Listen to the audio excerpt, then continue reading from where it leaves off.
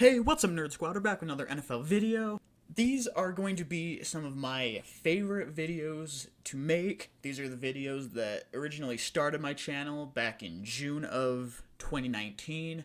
I love making these videos. We're going to be doing the record predictions for each team. We're going to be trying to upload 2 of these a week, and by the time we finish, we will have all 32 teams and the playoffs predicted right before the 2020 NFL season starts. So make sure to subscribe, leave a like on the video, and stay tuned for future predictions. Today we're going to be doing the Denver Broncos prediction, and I feel like they made some really good additions this offseason. I thought they had a pretty dang good draft. They added another really good running back in Melvin Gordon. I think they did really good. So here we have week 1, going to be doing the Titans at the Broncos. Now, this is right off the bat a really hard game. The Titans have a really good defense, one of the most dominant running backs in the entire league. Have a more solid quarterback and a good wide receiver now. I think I'm going to have to give this one to the Titans. I think it'll be close. I think it'll be a defensive game, but I think the Titans will take it. Week 2. Now, I realize a lot of people are really high on the Steelers this season. With Ben Roethlisberger coming back, I can see why a lot of people think their offense is going to be a lot better. I think their defense may take a slight step down. I still think they'll be a top 10 defense, but not quite as dominant as they were last year. And I just don't think their offensive line is as good as it was either. I think this will be a really close game, but I think the Broncos will take this one. Week 3, they're going to be playing the Tampa Bay Buccaneers. Now, this is also a really tough one right off the bat. The Bucs obviously added Tom Brady and Rob Gronkowski, or as we like to call him, Gronk. This will be a really tough game. This will be a fun game to watch. But I think people might be overhyping the Tom Brady and Gronk move, maybe a little bit too much. And I think with this, I think a little bit of that's going to get to their heads, and I think the Broncos are going to pull this off. I think people are kind of sleeping on them a little bit too much there. Week 4, they're going to be playing the Jets. Now, the Jets lost their best receiver in Robbie Anderson, but they also fixed up their O-line a little bit. I think they made some pretty good additions to their O-line.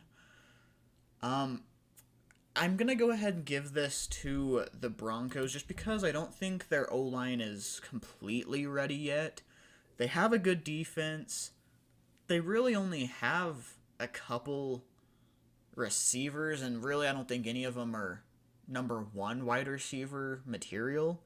So, even then, I don't think Le'Veon Bell will have a great season, for the second year in a row. So I just don't see the Jets pulling this win off. Week 5, they're going to be playing in Foxborough against the Patriots. Now, I realize the Patriots don't have Tom Brady anymore, but they still have Bill Belichick. They still have a dominant defense. Bill Belichick knows how to make guys into stars. Yeah, they may not have picked up Cam Newton or, any of these other pretty good free agent quarterbacks, but Bill Belichick knows what he's doing. He is a good coach. He knows how to build a defense. I think the Patriots are going to take this one. Week 6, they're going to be playing the Dolphins. Now, the Dolphins have also made a lot of big additions. I think they're in the right direction for a rebuild. I think they'll do better than they did in 2019.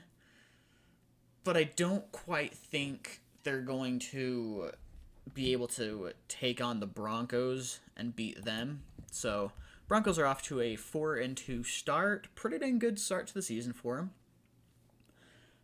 Then week 7, they're going to be playing the Kansas City Chiefs, and This will be a good game. I don't think it's going to be a complete blowout, but I think the Chiefs are just too powerful, both offensively and defensively, for the Broncos to really be able to do much against them. So I think that one's going to go to the Chiefs.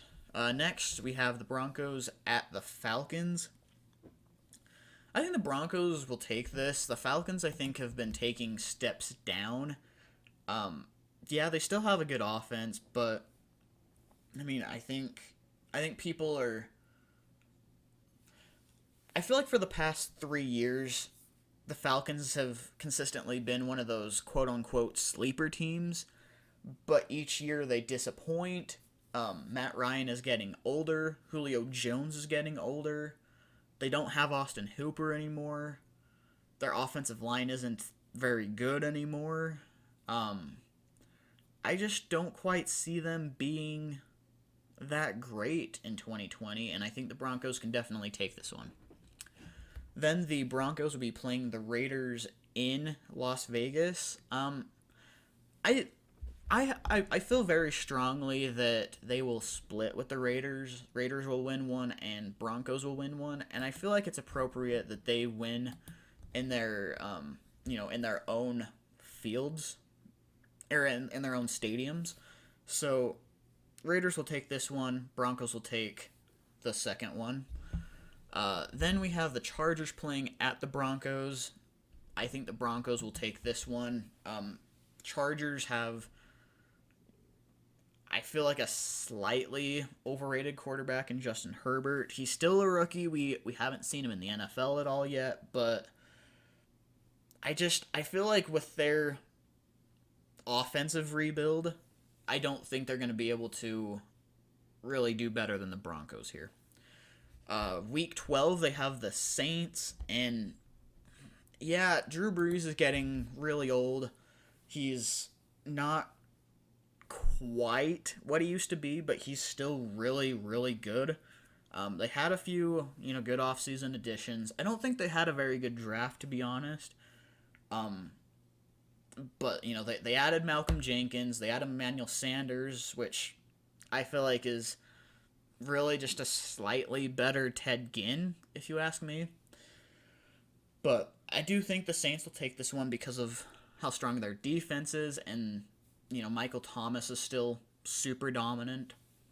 So then the Broncos will be traveling to Arrowhead to take on the Chiefs, and I just do not think that they can beat them. I think the Chiefs are going to sweep the Broncos this year. And sad to say this as a Panthers fan, I do not think the Panthers are going to beat the Broncos. I think it'll be a fun game. I think it'll be a close game. But I don't quite see the Panthers being able to. I mostly see it as Drew Lock is a very underrated quarterback, and he has really good receivers now. Having both Cortland Sutton, Jerry Jeudy, and KJ Hamler, and the Panthers' lack of good corners, I don't see them being able to really stop their wide receivers enough. So, win for the Broncos. Bills playing at the Broncos. I'm going to go ahead and give this one to the Bills. This will be a really, I feel like, defensive game. I think it'll be a close game.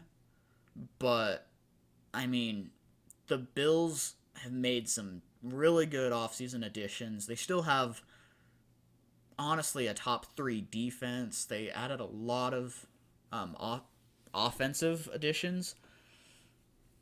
I think the Bills will take this one. I believe that the Broncos will sweep the Chargers. The Chargers, I feel like, are in more of a rebuild than we really realize. And I think due to this, I just don't think they're going to be able to beat the Broncos at all. So with this, I have the Broncos record being 9-7.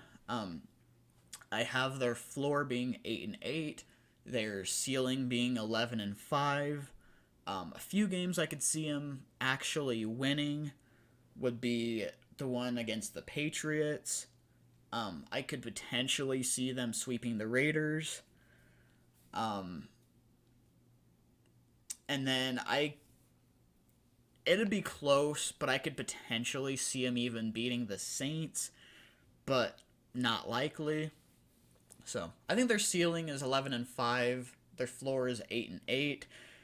I'm predicting them to be 9-7. Let me know what you think their record will be. Let me know what games you think I'm very wrong about. Leave a like, make sure to subscribe, and I will see you next time. Later.